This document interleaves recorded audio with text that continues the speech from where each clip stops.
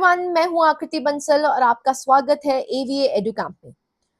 आज हम शुरू करने वाले हैं चैप्टर 1 का सबसे important topic, types of chemical reactions. पिछले वीडियो में हमने केमिकल इक्वेशंस और बैलेंसिंग सीखा था। अगर आपने वो लेक्चर मिस किया है तो पहले उसे जरूर देखिए, क्योंकि आज का टॉपिक उसी की कंटिन्यूएशन है।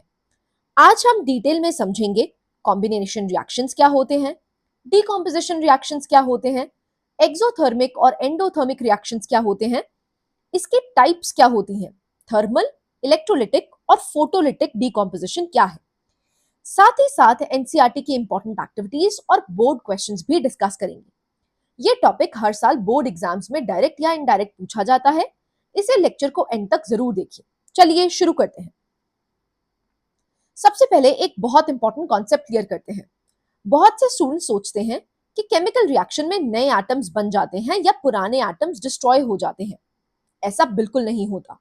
केमिकल रिएक्शन में एटम्स कभी क्रिएट या डिस्ट्रॉय नहीं होते, बस उनके बीच एक केमिकल बॉन्ड्स ब्रेक होते हैं और नए बॉन्ड्स बन जाते हैं। एक सिंपल से एग्जांपल से समझते हैं। मान लीजिए आपके पास लेगो ब्लॉक्स हैं। अगर मैं उन ब्लॉक्स से एक घर बना दूं और फिर घर को तोड़कर कार बना दूं, क्या नए ब्लॉक्स आए? नहीं। क्या पुराने ब्लॉक्स गायब हो गए? बिल्कुल नहीं, सिर्फ अरेंजमेंट बदला है। बिल्कुल इसी तरह केमिकल रिएक्शन में भी एटम्स वही रहते हैं, सिर्फ उनका अरेंजमेंट चेंज होता है। तो ये बहुत ज्यादा इंपॉर्टेंट है। अगर हम केमिकल रिएक्शन की बात करते हैं तो ये बेसिकली ओल्ड बॉन्ड्स को ब्रेक कर कर न्यू बॉन्ड्स बन जाते हैं। इसी प्रिंसिपल की वजह से केमिकल इक्वेशंस को बैलेंस किया जाता है, क्योंकि एटम्स की टोटल नंबर रिएक्शन से पहले भी सेम होती है और बाद में भी। ये एनसीईआरटी का बहुत फंडामेंटल कॉन्सेप्ट है। अब रिएक्शंस पढ़ने से पहले एक छोटी सी बात। हर केमिकल रिएक्शन को हम जनरली 3 चीजों के बेसिस पर आइडेंटिफाई करते हैं। पहला, रिएक्टेंट्स कितने हैं, दूसरा, प्रोडक्ट्स कितने बन रहे हैं, और तीसरा, रिएक्शन के दौरान एनर्जी रिलीज हो रही है या अब्सॉर्ब हो रही है। अगर आप ये 3 चीजें देखना सीख गए तो किसी भी रिएक्शन का टाइप आइडेंटिफाई करना बहुत इजी हो जाएगा। अब सबसे पहले देखते हैं कॉम्बिनेशन रिएक्शन। अगर हम कॉम्बिनेशन रिएक्शन की बात करते हैं, ये नाम ही बताता है। कॉम्बिनेशन मतलब कंबाइन होना। जब दो या दो से अधिक रिएक्टेंट्स मिलकर सिर्फ एक ही प्रोडक्ट बनाते हैं, उस रिएक्शन को कॉम्बिनेशन रिएक्शन कहते हैं। यहां एक सिंपल ट्रिक याद रखिए। जब बहुत सारे दो या दो से ज्यादा रिएक्टेंट्स कंबाइन करके सिर्फ एक प्रोडक्ट बनाएं तो उसे हम कॉम्बिनेशन रिएक्शन कहते हैं। अगर एग्जाम में कोई रिएक्शन देखते ही आपको लगे कि लेफ्ट साइड पर दो या दो से ज्यादा सब्सटेंसेस हैं और राइट साइड पर सिर्फ एक सब्सटेंस है, तो ऑलमोस्ट कंफर्म है कि वो कॉम्बिनेशन रिएक्शन है। ये बोर्ड एग्जाम्स का फेवरेट कॉन्सेप्ट है। अब एनसीईआरटी की एक्टिविटी देखते हैं। एक्टिविटी 1.4। इस एक्टिविटी में हम क्विकलाइन यानी कैल्शियम ऑक्साइड, ये बहुत इंपॉर्टेंट है, कैल्शियम ऑक्साइड, इसको समझ लेते हैं। कैल्शियम 2 पॉजिटिव होता है, O2 नेगेटिव होता है। 2 पॉजिटिव 2 नेगेटिव कट जाता है, तो आपके पास क्या रह जाता है? कैल्शियम ऑक्साइड, जिसे हम क्विकलाइन कहते हैं। अब इसमें धीरे धीरे वाटर ऐड किया जाता है। अब सवाल यह है कि ऑब्जर्वेशन क्या होगी। सबसे पहले बीकर बहुत गर्म हो जाता है। अगर केयरफुली टच करें तो हीट फील होती है। दूसरी ऑब्जर्वेशन, एक व्हाइट कलर का सस्पेंशन बनने लगता है। ये व्हाइट सब्सटेंस है स्लेट लाइन यानी कैल्शियम हाइड्रोक्साइड। ये स्लेट लाइन कैल्शियम हाइड्रोक्साइड। अगर हम कैल्शियम हाइड्रोक्साइड की बात करें तो यहां पर कैल्शियम हुआ 2 पॉजिटिव और हाइड्रोक्साइड हुआ OH नेगेटिव। तो इसका मतलब फॉर्मूला क्या बनेगा? CaOH whole twice. ये याद रखना है, कैल्शियम 2 पॉजिटिव, OH नेगेटिव। 1 लिखते नहीं है, 2 किसके पैर में आ जाएगा? OH के पैर में आ जाएगा। तो स्लेट लाइन की फॉर्मेशन आपको देखने को मिलती है। और यहां पर क्या रिलीज होती है? हीट रिलीज होती है। क्योंकि रिएक्शन के दौरान बहुत ज्यादा हीट रिलीज हुई, इसलिए टेम्परेचर इंक्रीज हो गया। यही ऑब्जर्वेशन बोर्ड एग्जाम्स में डायरेक्टली पूछी जा सकती है। तो याद रखना है, यहां पर large amount of heat release होती है और आपका बनता है स्लेट लाइम, जिसको हम कहते हैं कैल्शियम हाइड्रोक्साइड। अब इस रिएक्शन को इक्वेशन के फॉर्म में लिखते हैं। Calcium oxide plus water gives calcium hydroxide. अब इस इक्वेशन को ध्यान से देखिए। लेफ्ट साइड पर दो रिएक्टेंट्स हैं जिसमें आपको कैल्शियम ऑक्साइड और पानी देखने को मिलता है, लेकिन जब हम राइट हैंड साइड की बात करते हैं तो वहां पर आपको सिर्फ एक ही प्रोडक्ट देखने को मिलता है, साथ ही हीट भी रिलीज हो रही है। यहाँ एक और इंटरेस्टिंग बात है, ये रिएक्शन सिर्फ कॉम्बिनेशन ही नहीं, ये एक एक्सोथर्मिक रिएक्शन भी है। एक्सोथर्मिक क्यों है? क्योंकि यहाँ पर एनर्जी, हीट रिलीज हो रही है। मतलब एक ही रिएक्शन एक से ज्यादा कैटेगरीज में आ सकता है। ये कॉन्सेप्ट स्टूडेंट्स अक्सर कंफ्यूज कर देते हैं। तो यही रिएक्शन, ये कॉम्बिनेशन भी है और एक्सोथर्मिक भी। एक्सोथर्मिक क्यों? क्योंकि यहाँ पर हीट रिलीज होती हुई दिख रही है। कॉम्बिनेशन क्यों? कॉम्बिनेशन में दो से ज्यादा आपको रिएक्टेंट्स देखने को मिल रहे हैं, लेकिन प्रोडक्ट क्या बन रहा है? सिर्फ एक। अब why is it a combination reaction? अब एक और बात लॉजिकली समझते हैं। रिएक्शन को नाम रिएक्शन का नाम याद करने की जरूरत नहीं पड़ेगी। क्वेश्चन खुद से पूछिए, रिएक्टेंट्स कितने हैं? दो। प्रोडक्ट्स कितने बने? सिर्फ एक। बस इसी रीजन की वजह से ये कॉम्बिनेशन रिएक्शन है। बोर्ड एग्जाम्स में एग्जामिनर डेफिनेशन से ज्यादा रीजनिंग देखना पसंद करता है। अगर आपसे पूछा जाए why is this a combination reaction, तो आंसर होगा because two reactants combine to form a single product. ये लाइन वर्ड टू वर्ड याद रखना है। अब देखते हैं इसका रियल लाइफ एप्लीकेशन। आप सबने घरों में व्हाइट वॉशिंग देखी होगी। क्वेश्चन है, व्हाइट वॉश में स्लेट लाइम ही क्यों यूज होता है? जब वॉल्स पर कैल्शियम हाइड्रोक्साइड लगाया जाता है तो धीरे धीरे ये हवा में प्रेजेंट कार्बन डाइऑक्साइड के साथ रिएक्ट करता है। रिएक्शन देखिए, ये रिएक्शन बहुत ज्यादा इंपॉर्टेंट है। कैल्शियम हाइड्रोक्साइड जब कार्बन डाइऑक्साइड, जो कि आपको एटमॉस्फेयर में देखने को मिलती है, जब वो रिएक्ट करता है तो यहां पर आपको कैल्शियम कार्बोनेट देखने को मिलता है। अब कैल्शियम कार्बोनेट कैसे बना? Ca2 positive, CO3 2 negative. 2 positive 2 negative cut गया तो आपके पास आ गया CaCO3, जिसको हम कहते हैं कैल्शियम कार्बोनेट। अब जो कैल्शियम कार्बोनेट बनता है वही वॉल्स पर एक हार्ड और शाइनी प्रोटेक्टिव लेयर बना देता है। इसी वजह से व्हाइट वॉश के 2 से 3 दिन बाद और ज्यादा हार्ड और स्मूथ हो जाता है। और एक इंटरेस्टिंग फैक्ट, मार्बल भी मेनली कैल्शियम कार्बोनेट से ही बना होता है। इसलिए एनसीईआरटी में लिखा है कि कैल्शियम कार्बोनेट एक हार्ड प्रोटेक्टिव कोटिंग बनाता है। एग्जाम में अगर पूछा जाए why do walls become hard after white washing? Because calcium hydroxide, it reacts with carbon dioxide present in the air to form calcium carbonate, which forms a hard protective layer. ये question बहुत बार repeat होता है। अब तक हमने combination reaction की definition और quick line वाली एनसीईआरटी एक्टिविटी समझ ली। अब कुछ और एग्जांपल्स देखते हैं जिससे कॉन्सेप्ट परमानेंटली क्लियर हो जाएगा। पहला है बर्निंग ऑफ कार्बन। जब कार्बन ऑक्सीजन की प्रेजेंस में बर्न करता है तो कार्बन एंड ऑक्सीजन कंबाइन होकर कार्बन डाइऑक्साइड बनाते हैं। कार्बन, ऑक्सीजन, कार्बन डाइऑक्साइड बन गया। ये ध्यान दीजिए, दो रिएक्टेंट्स हैं, कार्बन और ऑक्सीजन, और सिर्फ एक प्रोडक्ट बना, कार्बन डाइऑक्साइड, इसलिए ये भी कॉम्बिनेशन रिएक्शन है।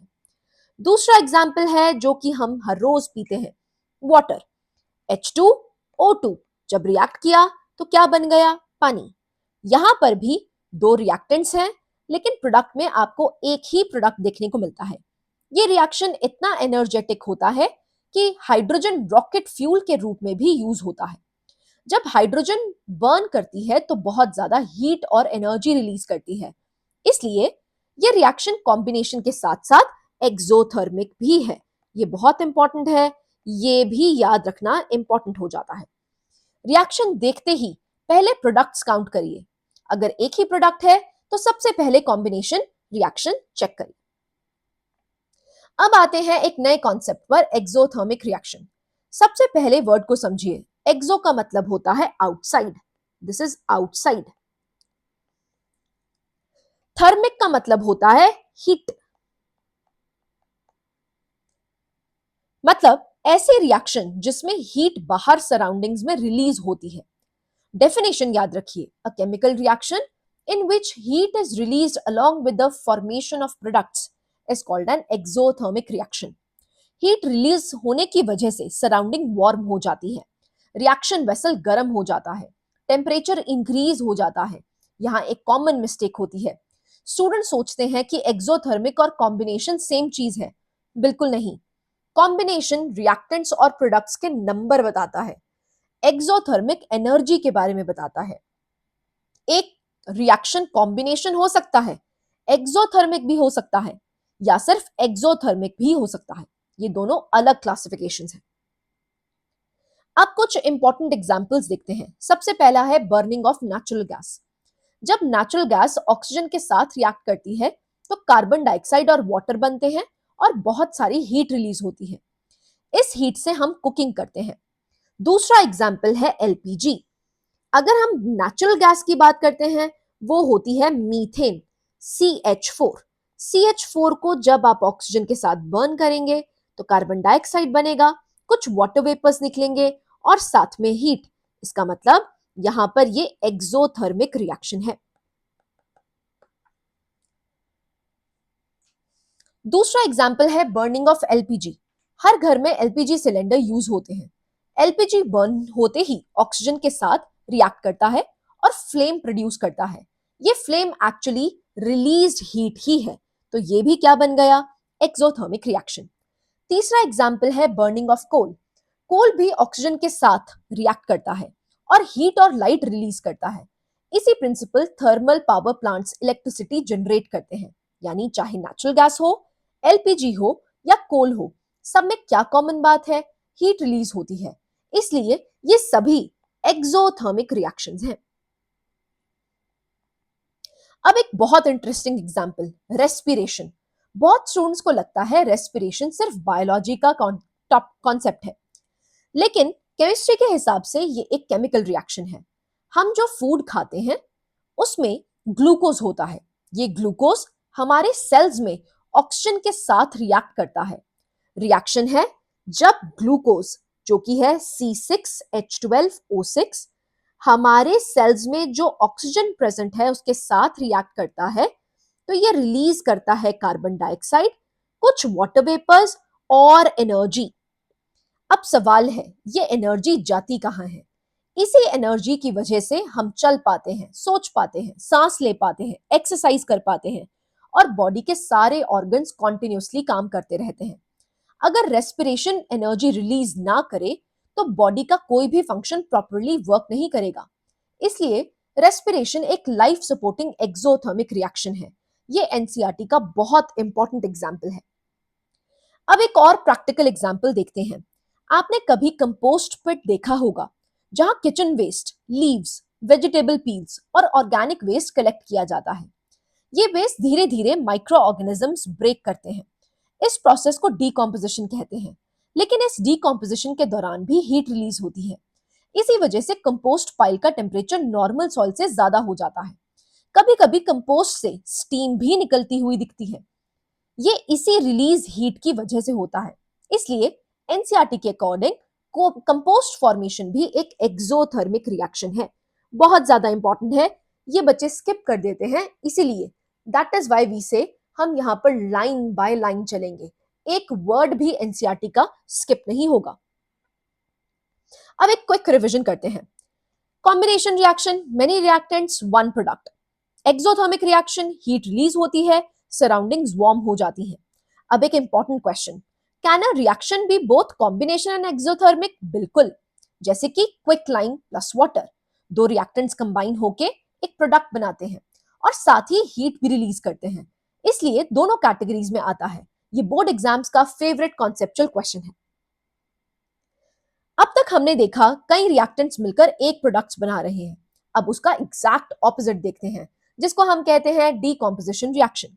डेफिनेशन बहुत सिंपल है, जब एक सिंगल रिएक्टेंट टूटकर दो या दो से अधिक सिंपलर प्रोडक्ट्स बनाता है, उस रिएक्शन को डीकॉम्पोजिशन रिएक्शन कहते हैं, यानी कॉम्बिनेशन का रिवर्स।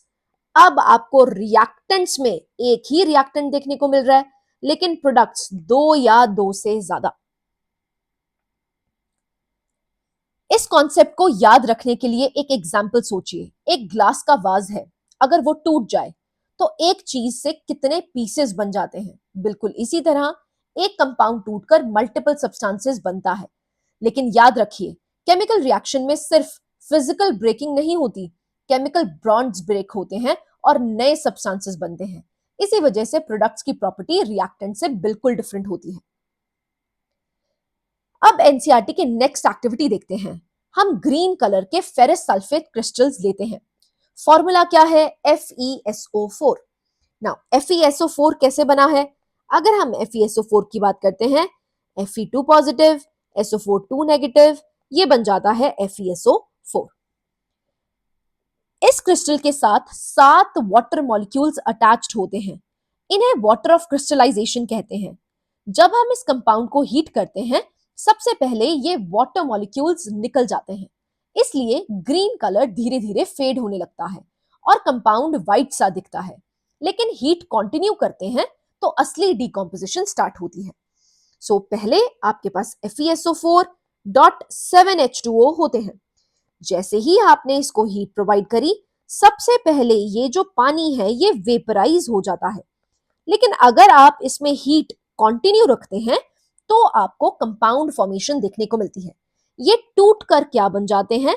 Fe2O3, जिसको हम फेरिक ऑक्साइड कहते हैं, प्लस यहां पर आपको 2 गैसेस देखने को मिलती है, सल्फर डाइऑक्साइड और सल्फर ट्राइऑक्साइड।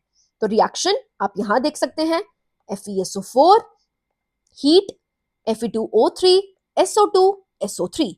ये बहुत ज्यादा इंपॉर्टेंट है, इसको समझना जरूरी है। नाउ इसको कहा जाता है थर्मल थर्मल डिकम्पोजिशन। थर्मल क्यों? क्योंकि यहां पर हीट प्रोवाइड करी जा रही है। अगर हीट प्रोवाइड नहीं होगी तो यहां पर ये रिएक्शन नहीं पॉसिबल है। अब ये डिकम्पोजिशन क्यों है? क्योंकि यहां पर सिंगल रिएक्टेंट है लेकिन मल्टीपल प्रोडक्ट्स हैं। मल्टीपल प्रोडक्ट्स में फेरिक ऑक्साइड, जो कि आपको ब्राउन कलर का देखने को मिलता है, सल्फर डाइऑक्साइड, जो कि एक गैस है, ऐसे ही सल्फर ट्राइऑक्साइड, वो भी आपको एक गैस देखने को मिलती है। अब बात करते हैं, जब भी डीकॉम्पोजिशन रिएक्शन अकर होता है ड्यू टू हीट, उसको हम कहते हैं थर्मल डीकॉम्पोजिशन। अभी हमने फेरस सल्फेट की एक्टिविटी देखी। उस रिएक्शन में डीकॉम्पोजिशन हीट देने से हुई थी। इसी बेसिस पर एक नया टर्म आता है थर्मल डीकॉम्पोजिशन। जब किसी कंपाउंड को हीट प्रोवाइड करने पर वो टूटकर 2 या 2 से अधिक सिंपलर सब्सटेंसेस बना दे, तो उस रिएक्शन को थर्मल डीकॉम्पोजिशन रिएक्शन कहते हैं।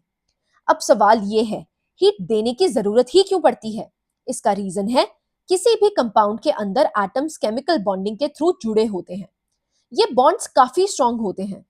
इन बॉन्ड्स को तोड़ने के लिए एनर्जी चाहिए होती है और यहां वो एनर्जी हीट प्रोवाइड करती है, यानी हीट बॉन्ड ब्रेकिंग के लिए रिक्वायर्ड एनर्जी देती है। इसलिए डीकॉम्पोजिशन स्टार्ट होती है। अगर रिएक्शन के एरो के ऊपर डेल्टा लिखा हो, ऐसे, डेल्टा का मतलब ही क्या होता है कि ये हीट प्रोवाइड हो रही है। और अगर हीट प्रोवाइड करके वो रिएक्टेंट प्रोडक्ट मल्टीपल प्रोडक्ट्स में बन जाता है तो वो है थर्मल डीकॉम्पोजिशन रिएक्शन। अब एक बहुत इंपॉर्टेंट इंडस्ट्रियल एग्जांपल देखते हैं, लाइमस्टोन, जिसका केमिकल नेम है कैल्शियम कार्बोनेट। अब कैल्शियम कार्बोनेट हम पहले भी समझ के आए हैं, calcium 2 positive, carbonate 2 negative. 2 positive 2 negative cut जाता है तो क्या बन जाता है? Calcium carbonate. जब इस लाइमस्टोन को बहुत हाई टेम्परेचर पर हीट किया जाता है तो ये टूटकर 2 प्रोडक्ट्स बनाता है, कैल्शियम ऑक्साइड और कार्बन डाइऑक्साइड। अब देखिए, एक रिएक्टेंट था और 2 प्रोडक्ट्स बन गए, तो ये डीकॉम्पोजिशन रिएक्शन है। और क्योंकि यहां पर हीट प्रोवाइड की गई है, इसलिए ये थर्मल डीकॉम्पोजिशन भी है। अब इसका इंडस्ट्रियल इंपॉर्टेंस समझिए।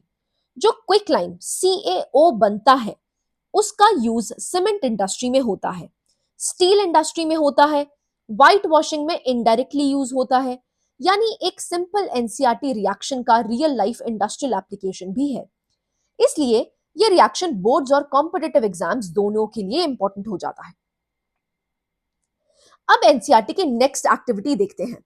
हम लेड नाइट्रेट यानी PbNO3 होल ट्वाइस, अब इसको समझते हैं। जब PbNO3 होल ट्वाइस बना कैसे? Pb2 positive, NO3 negative. अब 1 नेगेटिव है इसके पैर में, लिखते नहीं है, लेकिन 2 पॉजिटिव NO3 के पैर में जाएगा, इसलिए ये बन जाता है PbNO3 होल ट्वाइस। हीटिंग के बाद सबसे पहली ऑब्जर्वेशन क्या होती है? ट्यूब से ब्राउन कलर्ड फ्यूम्स निकलते हैं। ये brown fumes actually nitrogen dioxide के हैं। ये बहुत इंपॉर्टेंट है, ये बोर्ड्स में पूछा जाता है। ये जो आपको गैस निकलती हुई दिखती है, ये है ब्राउन फ्यूम्स, और ये ब्राउन फ्यूम्स किसके हैं? नाइट्रोजन डाइऑक्साइड के। और बॉइलिंग ट्यूब के अंदर एक येलो कलर्ड सॉलिड बचता है जिसका नाम है लेड ऑक्साइड। साथ ही ऑक्सीजन गैस भी रिलीज होती है।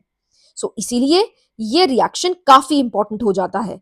ये जो आपको PbO देखने को मिलता है, ये है येलो इन कलर, लेकिन जो नाइट्रोजन डाइऑक्साइड निकलती है उसके होते हैं ब्राउन फ्यूम्स। बोर्ड एग्जाम्स में ब्राउन फ्यूम्स का नाम जरूर पूछा जा सकता है। आंसर होगा नाइट्रोजन डाइऑक्साइड। अब अब तक हमने सिर्फ हीट से होने वाली डिकॉम्पोजिशन देख रहे थे, लेकिन डिकॉम्पोजिशन सिर्फ हीट से ही नहीं होती। एनसीईआरटी के अकॉर्डिंग डिकॉम्पोजिशन 3 तरह की होती है। सबसे पहले जो कि हम पढ़ के आए हैं, थर्मल डिकॉम्पोजिशन। दूसरा आपको देखने को मिलता है इलेक्ट्रोलिटिक डिकॉम्पोजिशन, जैसे इलेक्ट्रिसिटी पास करने से कंपाउंड टूट जाए, जैसे कि इलेक्ट्रोलिसिस ऑफ वाटर, उसको कहते हैं electrolytic decomposition.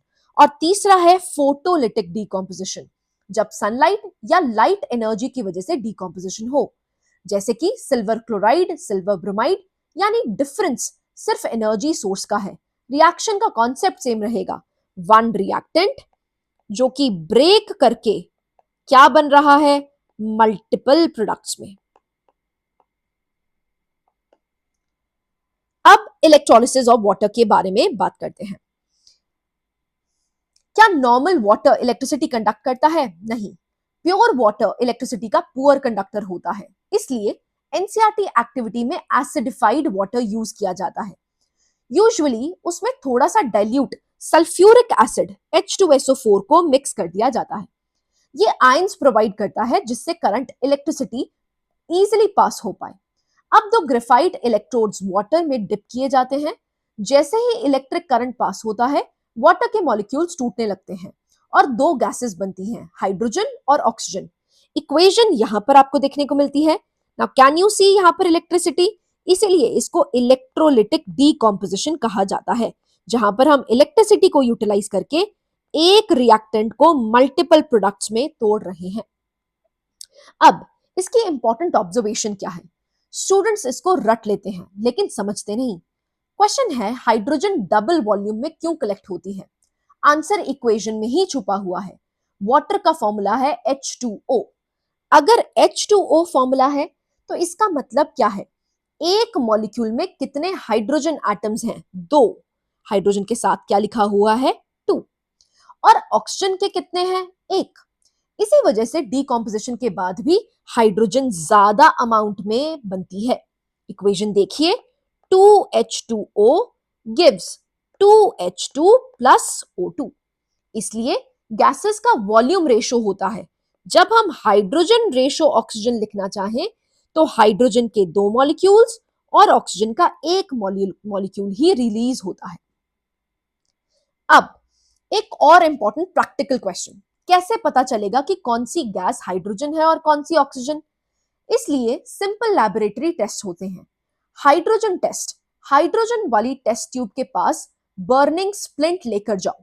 Hydrogen immediately ignite करती है और एक छोटी सी पॉप साउंड प्रोड्यूस करती है। इसी पॉप साउंड से हाइड्रोजन आइडेंटिफाई हो जाता है। अब ऑक्सीजन वाली टेस्ट ट्यूब में बर्निंग स्प्लिंट नहीं, ग्लोइंग स्प्लिंट यूज होती है। जैसे ही ग्लोइंग स्प्लिंट ऑक्सीजन के कांटेक्ट में आती है, वो दोबारा जल उठती है। क्यों? क्योंकि ऑक्सीजन कंबस्शन को सपोर्ट करता है। याद रखिए, ऑक्सीजन खुद नहीं जलती, लेकिन दूसरी चीजों को जलने में हेल्प करती है। ये डिस्टिंक्शन बहुत इंपॉर्टेंट है। तो यहां पर ग्लोइंग स्प्लिंट यूज होती है और यहां पर बर्निंग स्प्लिंट। ये जो ग्लोइंग स्प्लिंट है, ऑक्सीजन खुद बर्न नहीं करती, लेकिन दूसरे मटेरियल को जलने में हेल्प करती है। तो अगर आपको स्प्लिंट बर्न्स ब्राइटली दिखे तो वो ऑक्सीजन है, और अगर पॉप साउंड रिलीज हो तो वो हाइड्रोजन है। अब आते हैं तीसरे टाइप पर, फोटोलिटिक डीकॉम्पोजिशन। फोटो का मतलब है लाइट, यानी जब डीकॉम्पोजिशन लाइट की वजह से हो। एनसीईआरटी एक्टिविटी में सिल्वर क्लोराइड कैसे बनता है? Ag पॉजिटिव और Cl negative, one positive one negative cut गए, इसलिए AgCl। शुरुआत में इसका कलर होता है व्हाइट, लेकिन कुछ देर बाद ये धीरे धीरे ग्रे होने लगता है। क्वेश्चन है, ग्रे कलर क्यों आया? क्योंकि सनलाइट की एनर्जी से सिल्वर क्लोराइड टूट गया और उसमें सिल्वर मेटल बनने लगा। अब जो सिल्वर मेटल बनता है उसका कलर ग्रे होता है। इसी वजह से व्हाइट पाउडर ग्रेजुअली ग्रे दिखता है। इसी रिएक्शन को हम फोटोलिटिक डीकॉम्पोजिशन रिएक्शन कहते हैं, यानी डीकॉम्पोजिशन सनलाइट की वजह से हुई। अभी हमने सिल्वर क्लोराइड की फोटोलिटिक डीकॉम्पोजिशन देखी थी। सिल्वर ब्रोमाइड भी बिल्कुल वैसे ही बिहेव करता है। सिल्वर ब्रोमाइड का फॉर्मूला है AgBr। जब इसे सनलाइट के कांटेक्ट में रखा जाता है तो ये भी लाइट एनर्जी अब्सॉर्ब करता है और डीकंपोज हो जाता है। तो रिएक्शन आप देख सकते हैं, 2AgBr gives 2Ag plus Br2। यहां भी एक रिएक्टेंट टूटकर दो प्रोडक्ट्स बने हैं, सिल्वर मेटल और ब्रोमीन, इसलिए ये भी फोटोलिटिक डीकॉम्पोजिशन रिएक्शन है। अब एक ऑब्जर्वेशन याद रखिए, सिल्वर ब्रोमाइड का कलर भी लाइट के कांटेक्ट में धीरे धीरे डार्क हो जाता है, क्योंकि मेटालिक सिल्वर डिपॉजिट होने लगता है। एग्जाम्स में अगर सिल्वर क्लोराइड या सिल्वर ब्रोमाइड सनलाइट के कांटेक्ट में दिया हो तो बिना सोचे आंसर लिखना फोटोलिटिक डीकॉम्पोजिशन रिएक्शन। अब सवाल आता है, ये रिएक्शंस प्रैक्टिकली किस काम आती हैं? एनसीईआरटी का आंसर है ब्लैक एंड व्हाइट फोटोग्राफी। पुराने जमाने की फोटोग्राफिक फिल्म्स में सिल्वर क्लोराइड और सिल्वर ब्रोमाइड यूज किए जाते थे। जब कैमरा से शटर ओपन होता था तब लाइट फिल्म के डिफरेंट पार्ट्स पर पड़ती थी। जहां ज्यादा लाइट पड़ती थी वहां ज्यादा सिल्वर आयंस रिड्यूस होकर सिल्वर मेटल बनते थे, और जहां कम लाइट पड़ती थी वहां सिल्वर कम बनता था। इसी डिफरेंस की वजह से इमेज डेवलप होती थी। इसलिए ब्लैक एंड व्हाइट फोटोग्राफी का प्रिंसिपल एक्चुअली में फोटोलिटिक डीकॉम्पोजिशन पर बेस्ड था। आज डिजिटल कैमरास आ गए हैं, लेकिन बोर्ड एग्जाम्स के लिए ये एप्लीकेशन अभी भी इंपॉर्टेंट है। अब तक हमने सिर्फ उन रिएक्शंस की बात कर रहे हैं जहां हीट रिलीज हो रही थी। अब देखते हैं उसका ऑपोजिट, एंडोथर्मिक रिएक्शन। वर्ड को समझिए, एंडो का मतलब होता है इनसाइड और थर्मिक का मतलब होता है हीट। सो डेफिनेशन याद रखिए, a chemical reaction in which heat is absorbed from the surroundings is called an endothermic reaction. यहां ऑपोजिट इफेक्ट होता है, हीट बाहर नहीं निकलती, रिएक्शन सराउंडिंग्स से हीट खींच लेती है। इसी वजह से सराउंडिंग्स ठंडी लगने लगती हैं।